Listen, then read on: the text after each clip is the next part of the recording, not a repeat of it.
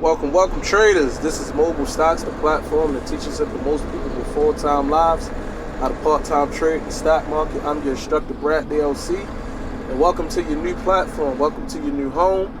Welcome to a place where you can unwind, relax, be completely transparent with me as I'm going to be transparent with you. We're going to learn all it is to know about the stock market together. Me and myself, I've been trading stocks for 3 years now. I've traded penny stocks. I've traded blue chip stocks. Now currently, and I'm focusing on trading options. That's my thing now. But I consider myself a swing options trader. We'll get all into what that means and everything. But first, what I like for you to do is hit the notification button on the channel, hit the like button, and tell a friend to tell a friend. And we're going to get into it. I like to mention I'm not a professional. Use me as a reference in your guide to seeking information and knowledge about the stock market. Don't solely go off of what I say. Do your own research, due diligence, be your own person in the stock market. That's what I teach. I teach individuals to be fearless in the stock market, but also be smart. The worst thing you can do is not participate in the stock market. The worst thing you can do is run away from it, because you probably already invested money in the stock market without knowing. If you have a 401k, what they do, they basically use your money in the stock market on a more conservative level.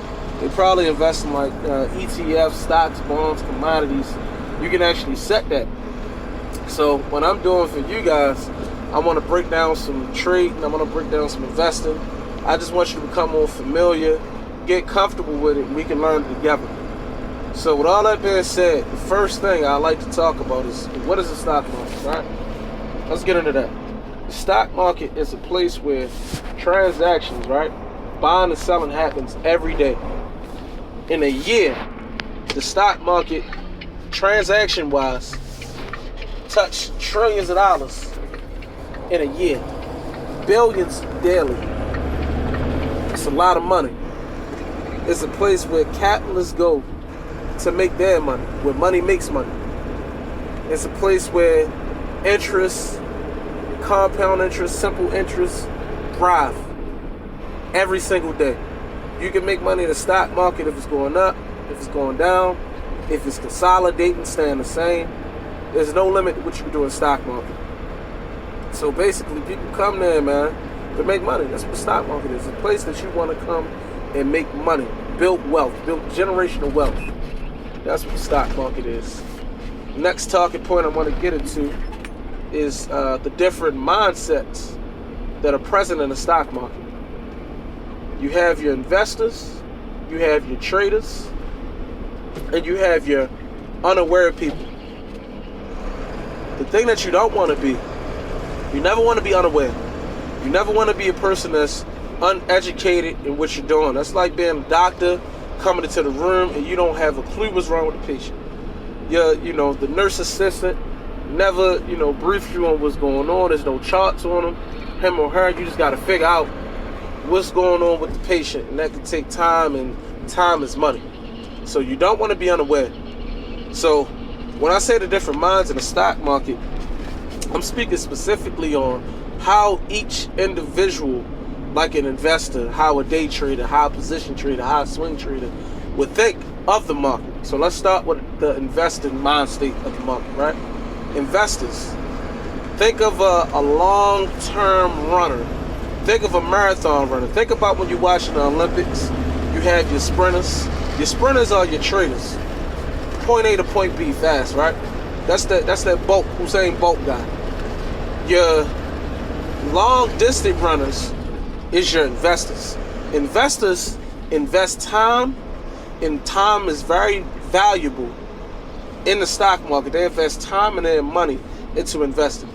When you're investing, it's like you're dating, basically. When you find that one person that you like and you think you can fall for, you invest time into that person. You want to know that person likes, dislikes, the person, what they're allergic to, what they like to do for fun. You want to know all that. You want to date that person. Eventually, you want to make a family with that person. That's investing. When you invest, the investors that I know that are successful, they invest for years. When you think of investing, think of years, right? The shortest I've known of an investor to invest was like a year and a day. And he was telling me because of tax purposes. That's the reason why he did it for a year and a day. But investors think long-term years. And the two types of companies that investors invest in, because it's two types of companies in general. So let me tell you, the two types of companies that are present in life, in business. This is a business lesson. You have growth companies and you have dividend companies, right? A growth company is a company, for example, Apple, Google, Facebook, Microsoft, Amazon. Those are growth companies. Those are companies that you look at and you say, okay, I'm going to invest in this company because I think it's going to have continuation growth. I think it has room to move further.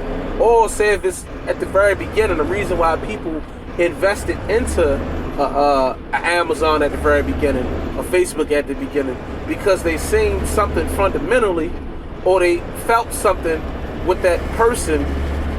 They thought that, yeah, this is going to be the next wave. This is going to be the long-term trend.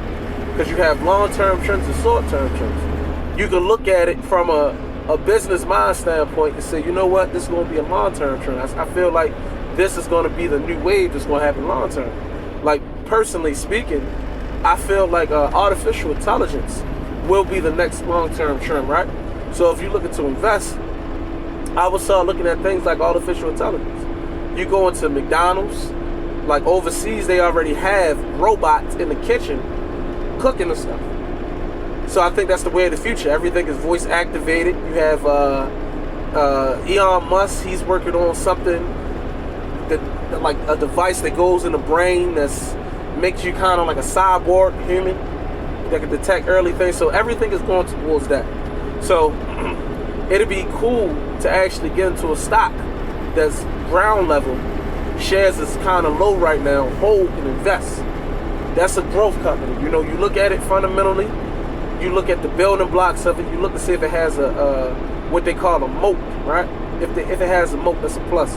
A moat in real life is if you watch Game of Thrones or Lord of the Ring, a moat is like when you have that castle and it's a bridge that connects the land to the castle. When that bridge go up and it's a body of water, it's like a dugout with water around it protecting that castle, that's a moat in technical terms. But if you're talking about moat financially, moat is something that gives that business an advantage, right? So a moat in business would be like a patent. If you had a patent pending, or like you already had a patent on a certain type of medicine in a biotech company, that's a moat. That brings that company at an advantage. That adds value to that company because other people can't do what this company do. So when you think about investing fundamentally, you're thinking about companies with growth that you can see continuation growth and have some type of advantage. Now, when we talking dividends, a dividend company. A dividend is basically a payout to shareholders, right? Because you got to realize when you own shares, you own a part of that company, no matter how big or small. So, when you invest into a dividend company, no matter how many shares you buy, that company quarterly is 4 quarters in a year pay you just for owning that company, pay you however many shares you have. So if you have 10 shares, they'll give you a percentage on those 10 shares of dividend payout. So a lot of companies, let me give you an example, a lot of bank stocks, Bank of America, M&T, I think Citibank is another one, 3M is the company. You see 3M dealing with a lot of medical equipment and things like that. You see 3M stuff everywhere. Those are some of the companies that pays out dividends, right? People invest in the dividends because, it makes sense when you think about it. Me personally, I bank with Bank of America. So if I had Bank of America shares, I'm happy because I invested in the company, and the company in return is invested in me. No matter how the company's doing at the time. The company could be doing bad, The company could be doing well, but they still pay out dividends.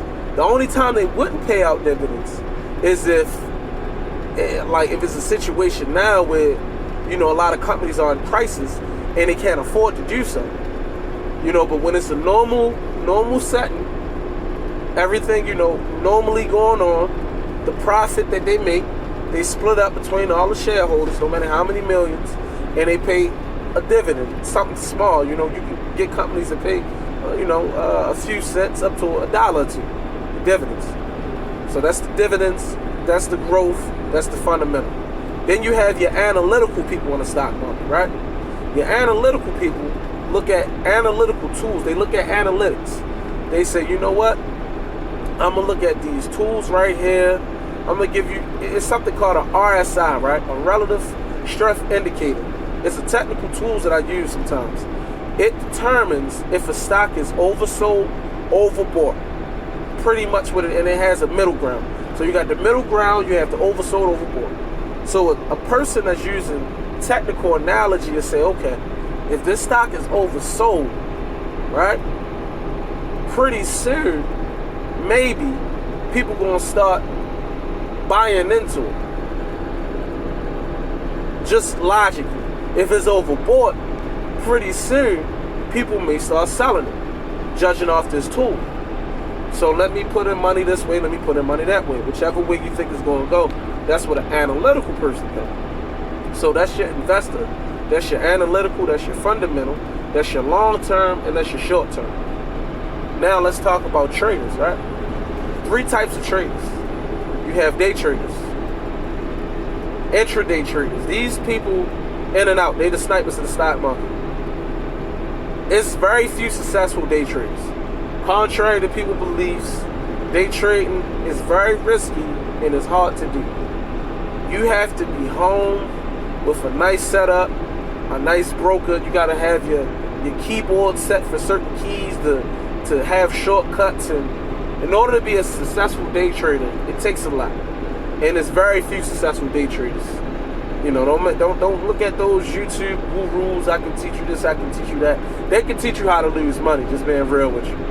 And then plus, mobile trading specifically, you wouldn't want to day trade. We'll get into that a little later, but you wouldn't want to day trade because there's too many steps. And the Robinhood specifically, it's not enough fast transaction data in order to day trade.